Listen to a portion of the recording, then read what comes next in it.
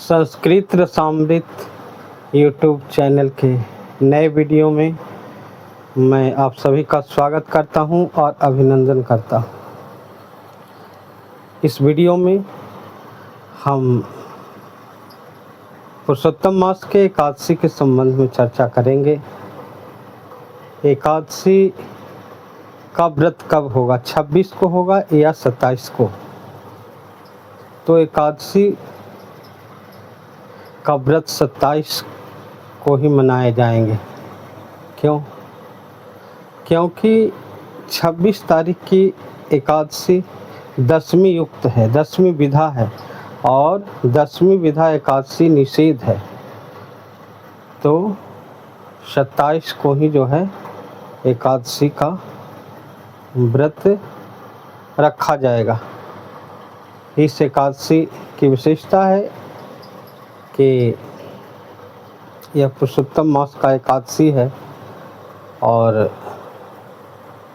इसे कमला एकादशी के नाम से जाना जाता है, पद्मिनी एकादशी के नाम से जाना जाता है। इस एकादशी व्रत को मनाने के बारे में चर्चा जो है पद्म पुराण में आया है कि पद्म पुराण में युधिष्ठिर से पूछने पर श्री कृष्ण युधिष्ठिर को बतलाए हैं कि सभी पापों को हरने वाला, सर्वविध कल्याण करने वाला यह एकादशी का व्रत है। त्रेता युग में एक राजा हुए थे कीर्तिवीर,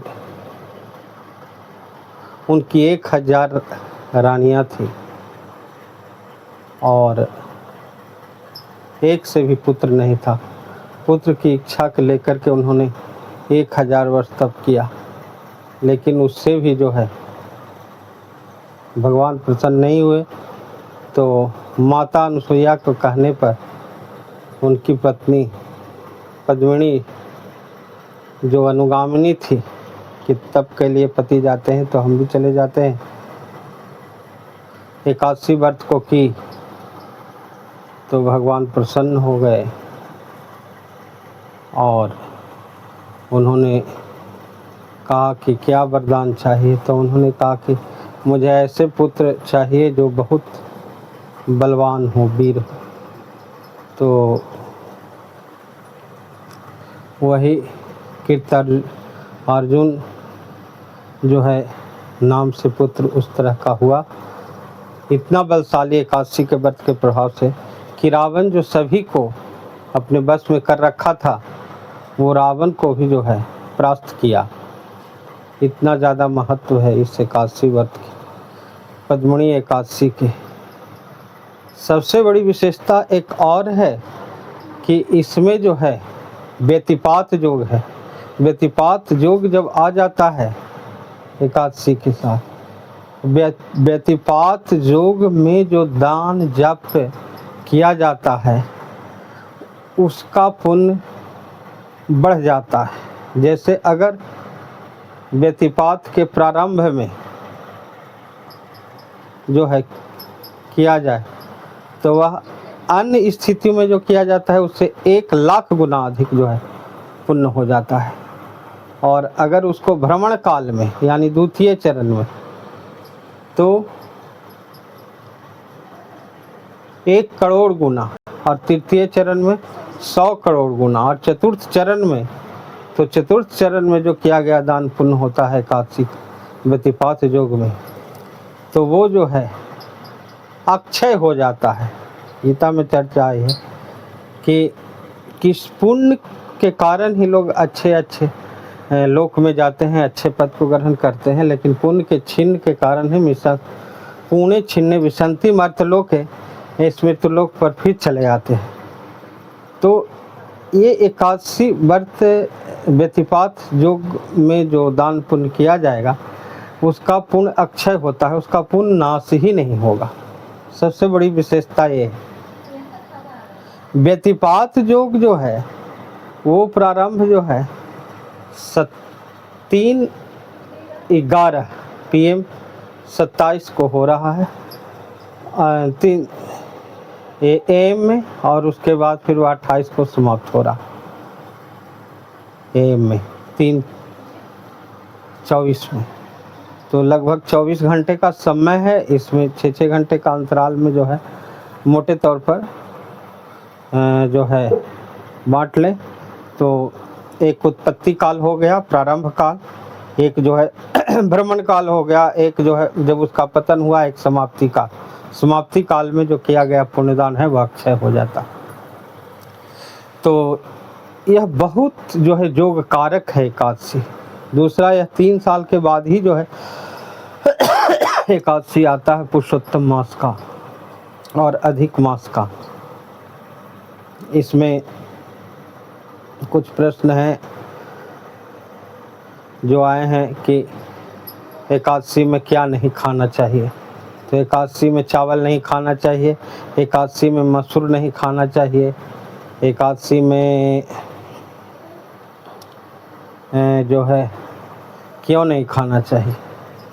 तो पद्म पुराण में ही चर्चा आई है कि जो है जितने भी तरह के सब सारे पाप होते हैं और वे सब जो है अन्न में आ जाते हैं, चावल में आ जाते हैं।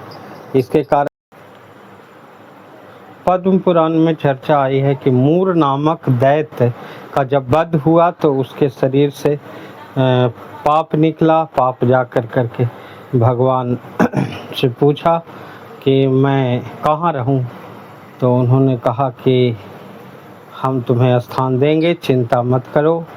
और उन्होंने जो है चावल में स्थान दे दिया कि तुम्हारा स्थान जो है चावल में रहेगा, और जो एकादशी के दिन खाएगा उसको काफ़ी दोष लगेगा ये, और जो पहले का भी पुण्य रहेगा वो छिन्न हो जाएगा। तो इस तरह से तो एकादशी में चावल नहीं खाना चाहिए।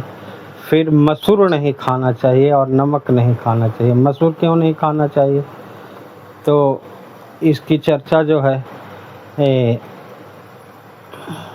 भविष्य पुराण में आई है। एक मेधा ऋषि के बारे में। मेधा ऋषि इतनी तपस्या किए, तपस्या के फलस्वरूप जब उनका पूर्ण संतुष्टि मिल गई, मन वांछित फल मिल गया, तो उन्होंने अपने शरीर को त्यागना चाहा।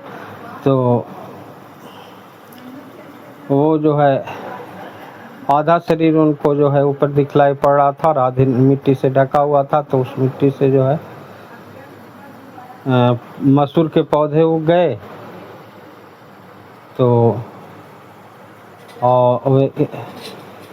और जौ के पौधे उग गए, और रक्त से जो है नमक, तो इस तरह से जो है दूषित हो गया। मसूर नहीं खाना चाहिए। करना क्या चाहिए? तो इस दिन दीप दान जरूर करना चाहिए। दीप दान पूजा का बहुत महत्वपूर्ण अंग होता है। खास कर के कार्तिक पूर्णिमा हो उस दिन भी दीपदान का महत्व होता है। गंगा दशहरा में भी दीप पूजा का प्रमुख अंग है। कोई दान करें या न करें, दीप दान अवश्य करें। साथ ही साथ और भी वस्त्र, अन्य सारी चीज़ दान करें। पीले वस्त्र, यह भगवान विष्णु की उपासना है एकादशी व्रत। तो इस उपासना में अन्न नहीं खाएं एकादशी में, और फल और दूध खा कर के रहें।